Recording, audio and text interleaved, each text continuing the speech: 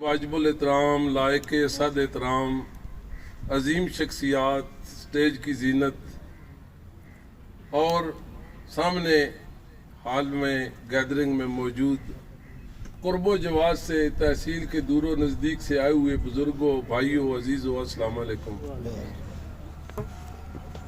आज का ये इज्तिमा, ये इकट्ठ बस एक नए दौर की नवीद है।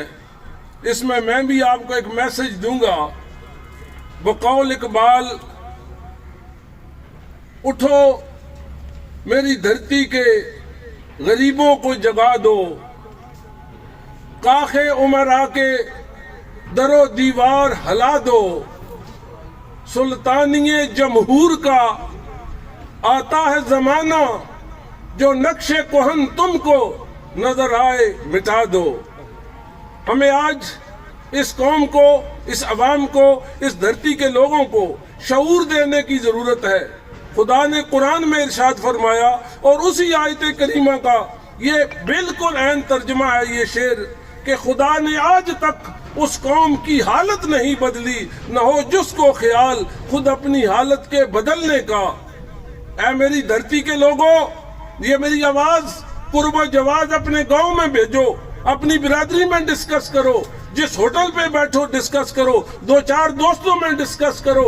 अवाम के पास एक वोट की पर्ची है, 2 साल बाद आ जाए या 5 साल बाद आ जाए, वो तुम्हें इख्तियार है। अपने दुखों का मदावा करना है, अपनी मुसीबतों और मुश्किलात का हल ढूंढना है, ऐसा जिम्मेदार, ऐसा अपना हुक्मरान चुनना है, ऐसी क़यादत चुननी है जो तुम्हारे दुखों का मदावा कर सके। ये आज वक्त है, आपने अपनी वोट की पर्ची से एक ऐसे जिम्मेदार का चुनाव करना है जिसने आइंदा आने वाले वक्त के लिए आपके दुखों और परेशानियों का हल करना है। वो कैसे करना है? आप पीछे नजर दौड़ाएं, कल कौन थे, परसों कौन थे, कल हाल तहसील का क्या था, हमारी धरती का क्या था, क़यादतें कितनी आई, बदलती गई, किसने क्या कुछ किया। हम ज्यादा न किसी की तारीफ करते हैं, न किसी के खिलाफ बात करते हैं, हर किसी को सारा शीशा और मंजर सामने है। एक और ये भी पैगाम दूंगा कि इलाके और धरती के एक नौजवान ने, एक उभरते हुए सितारे ने, चौधरी आबद ने अगर एक नारा लगाया था कि अपनी धरती अपना राज, उसका मकसद यही था कि इस धरती में से ऐसी क़यादत ले आओ जो आपको मुयस्सर हो, जिसके शबो रोज आपके साथ हों। और उसी नारे को लेकर पहले दिन से चले थे, आज भी वो उसी नारे को लेकर जा रहे हैं। मैं उन लोगों को सलूट पेश करता हूं जो उनके दाएं बाएं और उनके दस्तों बाजू अजीम शख्सियात बैठी हैं, उन्होंने भी उस नारे को सपोर्ट किया। और आज भी अभी हमारे अजीज नासर जावेद साहब कह रहे थे कि जो भी फैसला हो हमारे इस इत्तेहाद में हम उसे खुशअस्लोबी से तस्लीम करेंगे। हम उन लोगों को सलूट करते हैं जो इस नारे को सपोर्ट करने के लिए चौधरी आबद जुताना का साथ दे रहे हैं। तो एक छोटा सा मैसेज दूंगा, मुकर्रीन काफी है, बस मैं तो शहजाद साहब की दावत पर आया था, ये गुफ्तगू पे आपने बुला लिया। वो कहते हैं कि एक गांव में ना कोई बदमाश डाकू आ गए रात को और वो हर घर में घुस गए, एक एक मर्द नहीं थे। उन औरतों की उन्होंने इज्जत दरी की, कपड़े फाड़ दिए, उनके साथ जो भी जुल्म ज्यादती की और कर लूट लाट कर चले गए।